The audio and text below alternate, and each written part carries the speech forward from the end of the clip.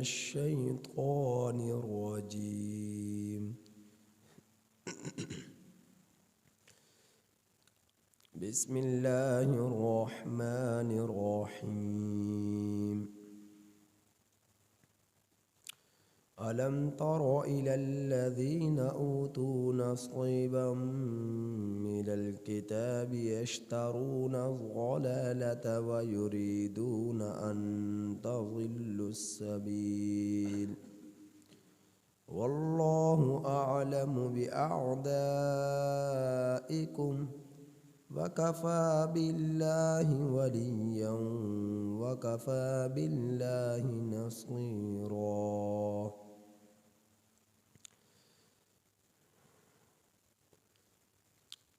سورۃ النساء آیت نمبر 44 تا 45 آپ احباب کے سامنے تلاوت. ان آیات کریمہ کا ترجمہ یہ ہے: الم تر، کیا تو نے نہیں دیکھا، الی الذین، ان لوگوں کی طرف، اوتو، جنہیں دیا گیا، نصیباً، ایک حصہ، من الکتاب، کتاب سے.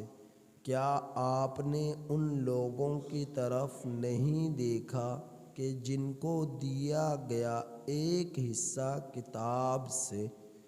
یشترون الضلالۃ،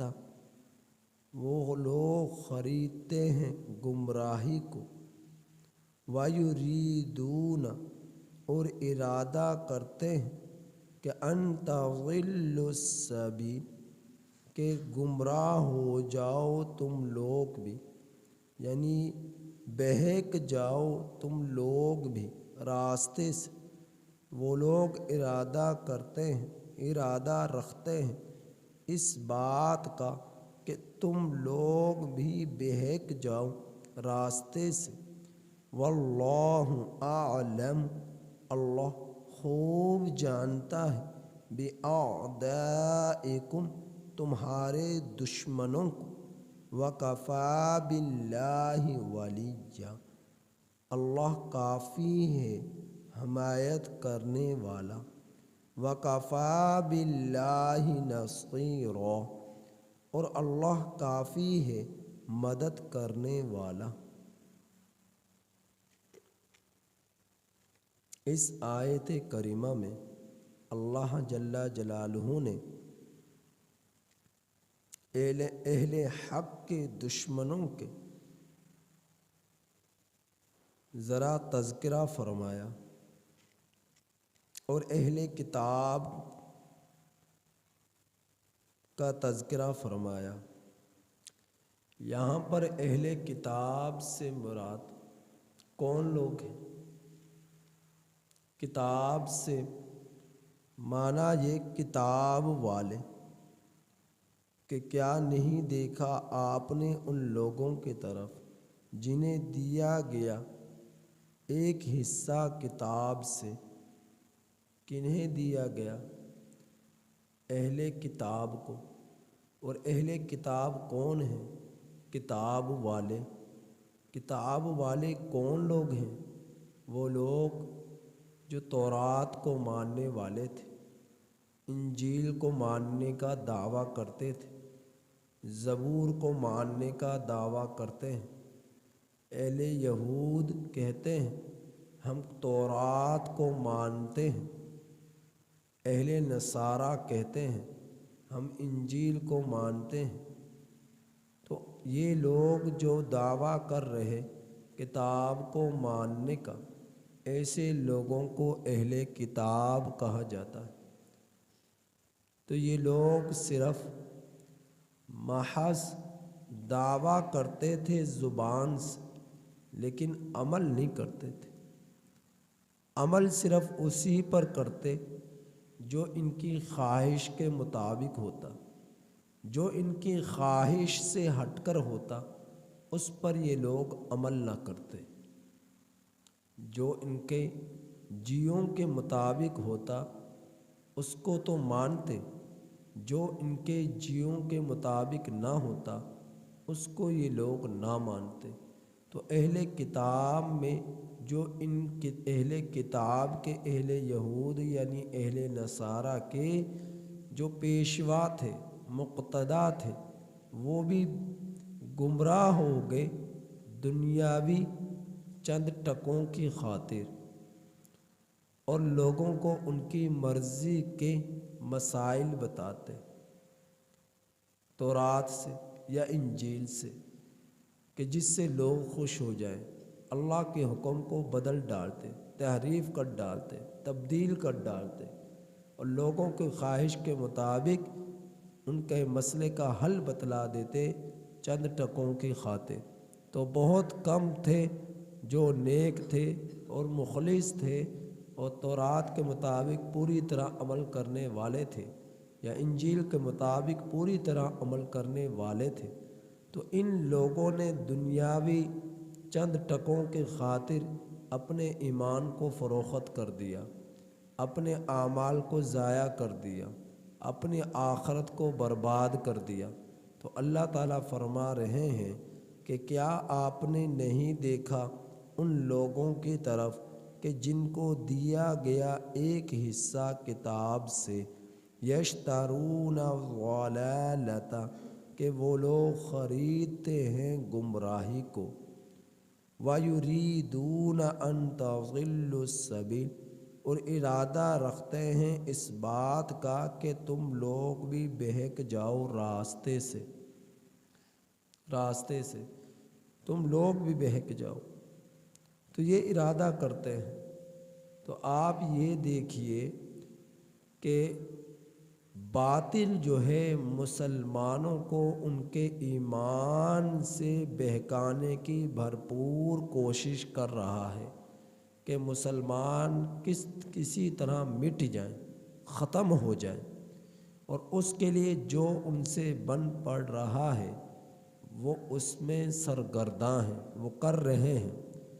تو باطل جو ہے، کافر جو ہے، اہل مشرک جو ہے، اہل یہود جو ہے یا اہل نصارہ جو ہے، وہ سب اس کوشش میں ہیں کہ مسلمان اپنے اسلام سے پھر جائیں یا یہ مٹ جائیں، مر جائیں۔ تو جب تک مسلمان اہل حق مسلمان حق پر قائم رہیں گے، جب تک یہ استقامت اختیار کریں گے، اپنے رب سے ڈرتے رہیں گے، نبی کے طریقوں کے مطابق زندگی گزارتے رہیں گے، تو دنیا کی کوئی بھی طاقت انہیں نہیں مٹا سکتی۔ چاہے پوری دنیا کے سپر پاور طاقتور جو ہے ملک جو ہے مسلمانوں کے خلاف آ کھڑے ہوں، لیکن مسلمانوں کا کچھ نہیں بگاڑ سکتے، کیونکہ اہل اسلام مسلمانوں کا خالصتاً تعلق رب کی ذات کے ساتھ ہے۔ اور یہ لوگ جو پکے مسلمان ہیں، ٹھکے مسلمان ہیں، ایمان جن کا مضبوط ہے، یہ صرف اپنے رب سے ڈرتے ہیں، باقی دنیا کی کسی طاقت سے نہیں ڈرتے۔ لیکن جب اہل باطل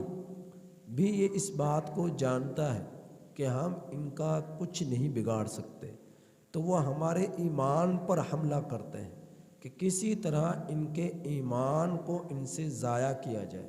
کسی طرح ان کے اعمال سے ان کو روکا جائے، کسی طرح ان کو ان کے رب سے دور کیا جائے۔ تو اس کے لیے وہ کوشش کرتے ہیں جس طرح بھی ان سے بن پڑے۔ تو وہ ہمارے لیے یہ کوشش کرتے ہیں کہ جو انہوں نے آئین بنایا ہے پاکستان کا قرآن اور سنت کے مطابق، جیسا کہ ہم اس چیز کا دعویٰ کرتے ہیں کہ ہمارا آئین مسلمانوں کا، ملک پاکستان کا قرآن اور سنت کے مطابق ہوگا، اس سے ہٹ کر نہیں ہوگا، اس سے ہٹ کر نہیں ہوگا۔ تو وہ لوگ ہمارے آئین پر حملہ کرتے ہیں کہ قرآن اور سنت سے ہٹ کر ان کا آئین بن جائے۔ تو ہم میں بھی کچھ لوگ ایسے جو باطل کی پوجا کرتے ہوئے، باطل کے حکموں پر ان کی غلامی کو اختیار کرتے ہوئے اور حب حب مال کی خاطر آئین کے اندر تبدیلی کر دیتے ہیں، تو آپ دیکھتے نہیں جب اسمبلیاں ہوتی ہیں اور قرآن اور سنت کے مطابق جب ملک کا آئین بن گیا، پھر وہاں پر جب تبصرے چلتے ہیں تو پھر کیا کہتے ہیں؟ اسمبلی جسے پاس کرے گی ایسا ہی ہوگا۔ تو اسمبلی کسے پاس کرے گی؟ اسمبلی اسے پاس کرے گی جو ان کی چاہت ہوگی۔ عام طور پر ایسا ہوتا ہے، وہ تبدیلیاں کر دیتے ہیں، وہ نہیں دیکھتے کہ اللہ کا حکم کیا ہے، نبی کا حکم کیا ہے، نبی کا طریقہ کیا ہے، دین ہم سے کس چیز کا مطالبہ کر رہا ہے، تو وہ اس میں تبدیلی تو کیوں کرتے ہیں اس بات کو کہ اسمبلی جسے پاس کرے گی۔ جب آئین قرآن اور سنت کے مطابق بن گیا، پھر اسمبلی کے پاس کرنے کی کیا، وہ تو پاس جب اللہ کر چکا کہ تمہارا قانون کیا ہونا چاہیے، تمہاری قانون سازی کیا ہونی چاہیے، تمہارا آئین کیا ہونا چاہیے، تو وہ جب قرآن اور سنت کے مطابق ہے اور اللہ نے قانون بنا دیا، تو پھر اسمبلی کی کیا ضرورت ہے کہ وہ اس کو پاس کرے۔ ہاں کچھ مسائل ایسے ہوتے ہیں ملکی سطح پر کہ جو ملک کے لیے بہتر ہوتے ہیں، ان کے مطابق ان بہتری کو دیکھا جائے گا کہ تمہیں لگ رہا ہے کہ یہ بہتر ہے اور اسے بہتر بنا، اس کے مطابق عمل کریں تو یہ بہتر ہو جائے گا، تو پھر اس میں دیکھو کہ کیا اس میں اس بہتری کو لانے کے لیے قرآن اور سنت کے خلاف تو ہم نہیں کر رہے۔ اگر ہمیں یہ لگتا ہے کہ اس طرح بہتر ہو جائے گا، بہتری آئے گی، لیکن وہ بہتری لائی جا رہی ہے قرآن اور سنت کے قانون سے ہٹ کر، جبکہ قرآن اور سنت کے مطابق اس پر عمل کرنے کا حکم ہے، عمل نہ کرنے کا حکم ہے۔ ہم کہہ رہے عمل کریں گے تو بہتری آئے گی، تو اس سے بہتری نہیں آئے گی، اس سے کمزوری آئے گی، اس سے نقصان آئے گا، کیونکہ اللہ کے رسول صلی اللہ علیہ وسلم سے بہتری لانے کے بارے میں کوئی نہیں جانتا۔ جب انہوں نے قانون بنا دیا تو اسی پر عمل کرنے میں بہتری ہے، اسی پر عمل کرنے میں خیریں ہیں، اسی کو عمل پیرا ہونے میں ملکوں کے لیے بلندیاں ہیں، قوموں کے لیے عروج ہے۔ تو اللہ رب العزت نے ایسا قانون بنا دیا۔ اب یہ ہے کہ لوگ جس طرح خود گمراہ ہوئے، مسلمانوں کو بھی گمراہ کرنے کی کوشش میں لگے ہوئے، ہر زمانے کے اندر جس طرح اچھے علماء ہیں، دیندار طبقہ ہے، اسی طرح برے لوگ بھی موجود ہیں، اور برے بنے ہیں اپنی بری کرتوتوں کی بنا پر، اسلام سے دوری کی بنا پر، شیطانی کام کرنے کی بنا پر اور باطل کی غلامی کرنے کی بنا پر وہ برے بنے ہیں۔ تو اللہ رب العزت نے ایسے لوگوں کو ذلیل کر دیا، اور ایسے لوگوں کی جو اتباع میں زندگی گزارتے ہیں اللہ نے انہیں بھی ذلیل کر دیا۔ تو اللہ رب العزت کے بتلائے ہوئے قانون میں تحریفات کرنا، تبدیلیاں کرنا، کچھ جگہوں پر سنا گیا، مثلا ترکی کے اندر سنا گیا کہ وہ کہتے ہیں بھئی نماز پڑھو، لیکن نماز جو پڑھائی جائے وہ ترکی زبان میں پڑھائی جائے۔ اب چاہے کوئی ترکی ہے، چاہے کوئی مصری ہے، چاہے کوئی عربی ہے، چاہے کوئی عجمی ہے، غرض یہ پوری دنیا میں جہاں کہیں بھی مسلمان ہیں، وہ جس زبان میں قرآن نازل ہوا ہے اسی میں نماز پڑھائیں گے تو نماز ہوگی۔ اس کے علاوہ کسی بھی ملک کی زبان میں نماز پڑھائیں گے، چاہے وہ بلوچی زبان ہو، چاہے اردو زبان ہو، چاہے پشتو زبان ہو، چاہے پنجابی زبان ہو، غرض یہ کہ کسی بھی زبان میں ہو تو وہ اس زبان میں اللہ نماز کو قبول نہیں کرے گا، نہ ہی نماز ہوگی۔ تو اب کچھ لوگ اس طرح تبدیلیاں کر رہے ہیں کہ دین بگڑ جائے، اس کی شکل بدل جائے، بگڑ جائے دنیا کے چند ٹکوں کے خاطر۔ تو اس کی مثال تو بالکل یوں ہی ہو گئی کہ جس طرح کے مناظرہ ہوا لوہے کا اور لکڑی کا۔ لوہا کہتا ہے کہ میں تجھے کاٹ ڈالوں گا، لکڑی کہتی ہے کہ تو مجھے کس طرح کاٹ ڈالے گا، اگر تو مجھے کاٹ ڈالنے کی مجھے دھمکی دے رہا ہے تو میرے ذریعے تیرا دستہ بنتا ہے، تو مجھے کاٹ ڈالے گا تو پھر تیرا دستہ نہیں ہوگا تو پھر کاٹے گا کیسے؟ لوہا اور لکڑی کا مناظرہ ہوا۔ تو آج ہماری کیفیت یہ ہو گئی، باطل ہمیں کاٹنے پر لگا ہوا ہے، کافر ہمیں کاٹنے پر لگا ہوا ہے، لیکن ہمیں مسلمانوں میں سے کچھ ایسے لوگ مسلمان ہیں جو ایمان کی کمزوری کی بنا پر باطل کا دستہ بن جاتے ہیں۔ یہ کاٹنے والا باطل ہے جو اسلام کی جڑیں کاٹنے کی کوشش میں سرگرداں ہیں کہ کسی طرح اسلام کٹ جائے، تو وہ مثل ایک کلہاڑی کے ہیں، اور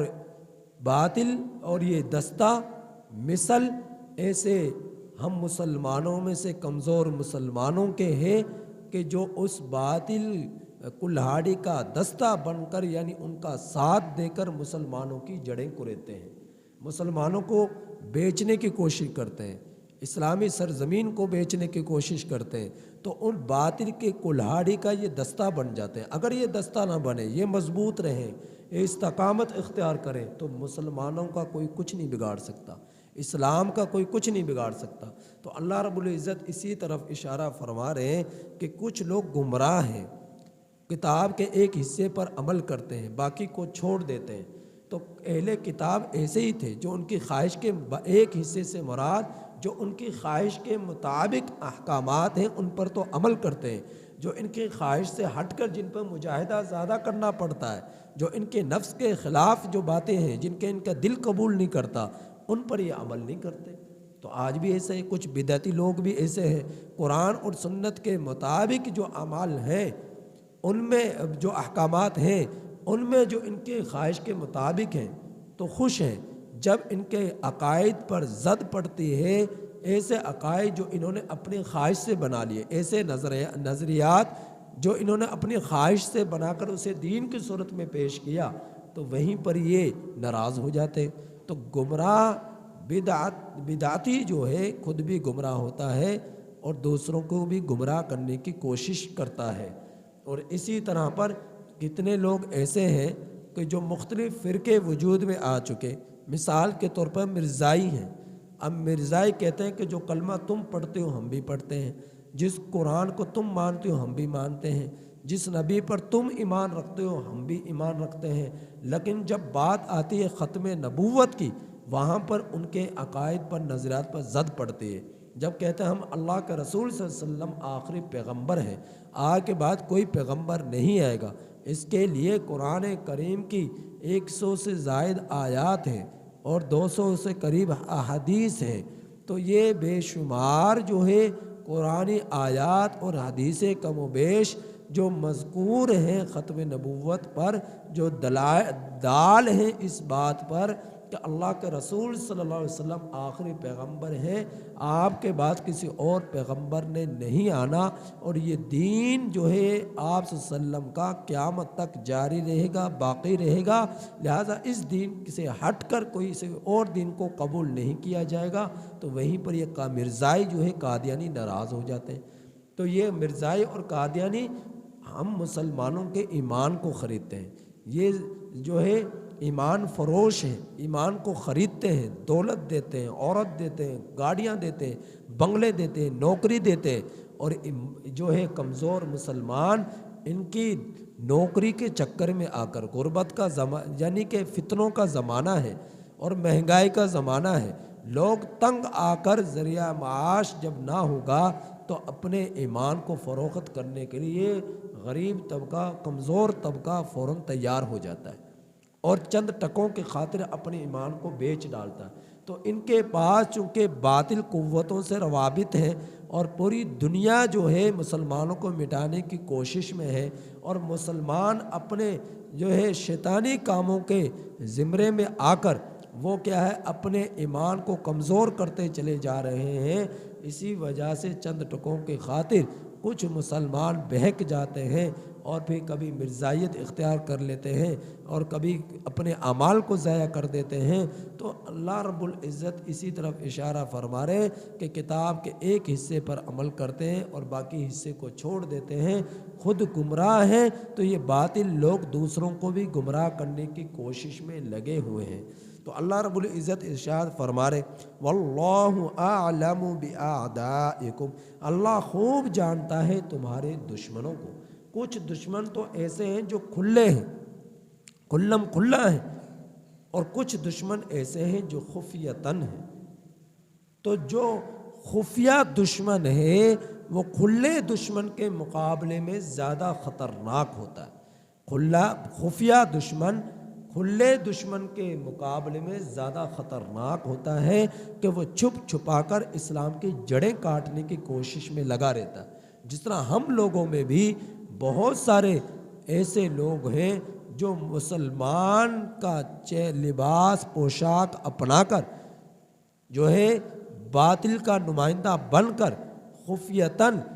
نیکی میں، تقوی میں، اعمال میں بظاہر ہمیں بڑا ہوا نظر آئے گا، لیکن وہ ہم جیسا روپ، مسلمانوں جیسا روپ دھار کر، مسلمانوں جیسا حلیہ اپنا کر، مسلمانوں جیسے اخلاق اپنا کر، مسلمانوں جیسی عبادات کر کر نمائندگی کر رہے ہوتے ہیں باطل کی، مسلمانوں کے اندر سے راز لے کر اور ان کے اندر گھس رہے ہوتے ہیں، مسلمانوں میں انتشار پیدا کرتے ہیں، اختلافات پیدا کرتے ہیں، دین میں بگاڑ پیدا کرتے ہیں، اور مسلمان یہ سمجھتے ہیں اتنا زمانہ ان کو ہمارے اندر گزر گیا تو اس سے بڑھ کر ہمارے لیے کوئی نیک شخص نہیں ہے، مخلص شخص نہیں ہے۔ تو باطل اس طرح اپنے نمائندے چھوڑ کر ہمارے اندر، مسلمانوں کے اندر دڑاڑے پیدا کر رہے ہیں، انتشار پیدا کر رہے ہیں۔ تو یہ کیا ہے؟ خفیہ دشمن، اور یہ خفیہ دشمن ایسا ہے جو زیادہ خطرناک ہے کھلے دشمن کے مقابلے میں۔ اسی طرح مدارس میں بہت سارے ایسے لوگ ہیں، ہمارے تبلیغی مراکز میں ایسے بہت سارے لوگ ہیں، ہمارے جو ہے ملک کے اندر بہت سارے ایسے لوگ ہیں جو بڑے بڑے عہدوں پر فائز ہیں، جو مسلمانوں کو بیچ رہے، جو اسلام کو بیچ رہے، جو پاکستان کو بیچنے کی کوشش میں لگے ہوئے۔ تو یہ ہیں خفیہ دشمن۔ تو یہ خفیہ دشمن جو ہے کھلے دشمن کے مقابلے میں زیادہ خطرناک ہے۔ تو یہ خفیہ دشمن سے اللہ فرما رہے تم کیا جانتے ہو، کیا سمجھتے ہو؟ تم مسلمانوں کو دھوکہ دیتے ہو، اسلام کو نقصان پہنچانے کی کوشش کرتے ہو، تم کیا سمجھتے ہو مسلمانوں کو تمہارا علم نہیں ہے؟ تم ٹھیک ہے تم مسلمانوں سے چھپ سکتے ہو، لیکن مسلمانوں کے رب سے تم نہیں چھپ سکتے،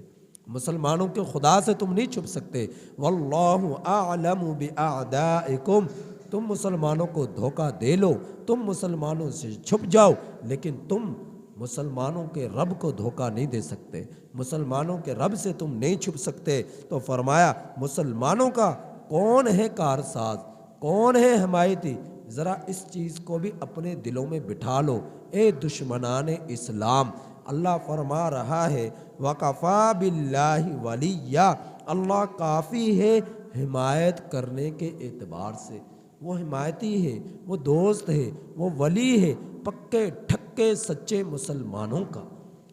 اور فرمایا وَقَفَى بِاللَّهِ نَصِيرًا، پوری دنیا کی باطل قوتیں آ جائیں مسلمانوں پر حملہ کرنے کے لیے، مسلمانوں کو اسلام سے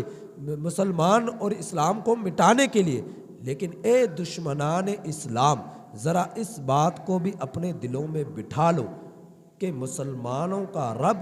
پوری کائنات کا خالق و مالک و رازق و احکم الحاکمین ذات اللہ ہے، اور وہ اللہ ان اسلام مسلمانوں کا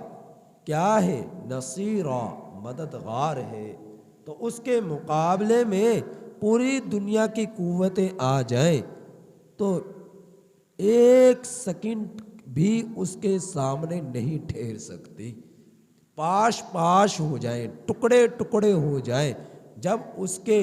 عذاب کا ایک کوڑا برسے گا، جب اس کے فرشتے کی ایک ہی چیخ نکلی تو پوری دنیا کے کافروں کے کلیجے پھٹ جائیں گے، پوری دنیا کے کافروں کے دماغ پھٹ جائیں گے جو مسلمانوں اسلام کو، قرآن کو مٹانے کی کوشش میں سرگرداں ہیں۔ تو مسلمانوں کو یہ چاہیے، ہم لوگوں کو یہ چاہیے کہ ہم لوگ اپنے ایمان کو مضبوط کریں، اپنے اعمال کو مضبوط کریں، اپنی نیکی میں ہم جو ہے بڑھوتری پیدا کریں، اپنے تقوی میں اضافہ پیدا کریں۔ جتنا تعلق ہمارا ہمارے رب سے ہوگا اتنا دشمن کمزور ہوگا، اور جتنا تعلق ہمارا ہمارے رب سے کمزور ہوگا اتنا دشمن ہم پر غالب آئے گا۔ جتنا مضبوط تعلق اتنا دشمن کمزور، جتنا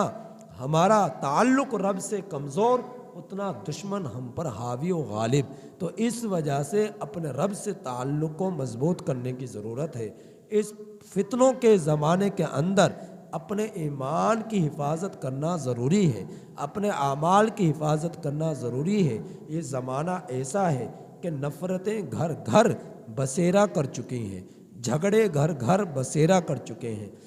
توڑ گھر گھر بس چکا ہے،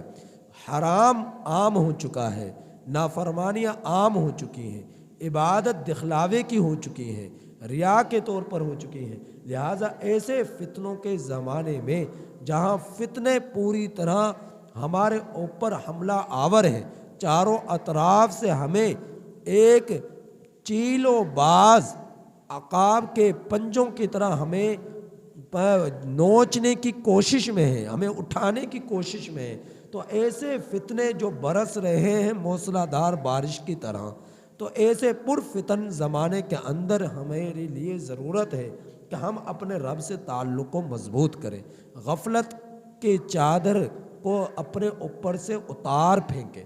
اور جو ہے اپنے آپ کو ذرا متحرک کر لیں اور اپنے رب سے تعلق کو مضبوط کر لیں، اپنے اعمال حسنہ میں بڑھوتری اختیار کر لیں، نیکی اور تقوی میں آگے بڑھے، شیطانی کاموں کو چھوڑ دے، تو اللہ رب العزت سے جتنا تعلق مضبوط ہوگا، تم بیٹھے ہوگے یہاں اور دشمن لرز رہا ہوگا دنیا کے دوسرے کونے میں۔ اللہ رب العزت جب چاہے